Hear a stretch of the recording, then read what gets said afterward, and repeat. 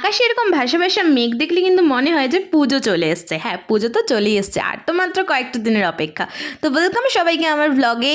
তো সকালবেলা আমি আজকে ভ্লগ শুরু করিনি, দুপুরবেলা থেকে শুরু করেছি। খেয়ে দিয়ে আইসক্রিমকে ঘুম দিয়ে বিকেলবেলা মায়ের সাথে চলে গেছি শ্রীরামপুরে। অনেক দিন পর না মা আর আমি একটু বেরিয়েছি বলতে একটু কিছু কিনবো, খাবো, বাড়ি চলে আসবো, দুজনে একটু টাইম স্পেন্ড করবো। তো শ্রীরামপুর স্টেশনে তো ভীষণ ভিড়। তো সবার আগে উদ্বোধন করেছি চা দিয়ে, দেন আমি 4টে মতো লিপস্টিক নিয়ে নিয়েছি। উফ, লিপস্টিকগুলো যা সুন্দর দেখতে না। তারপর এখানে নিচ্ছিলাম আংটি, কিন্তু আংটিগুলো আমার সব নিয়ে নিতে ইচ্ছা করছিলো, কিন্তু আমার কাছে অত পয়সা নেই। দেন আমি মাকে বললাম আমার খুব খিদে পেয়েছে, আমি কি খাবো। তো মা আমাকে নিয়ে গেল মদনে, যেখানে মাছের চপটা খুব স্পেশাল।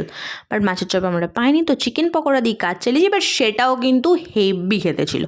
দেন মোমো না খেলে কি চলে, মোমো খেলাম। দেন স্টেশনে ওয়েট করছি ট্রেনের জন্য, ট্রেনের নাম বন্ধ নেই আসার।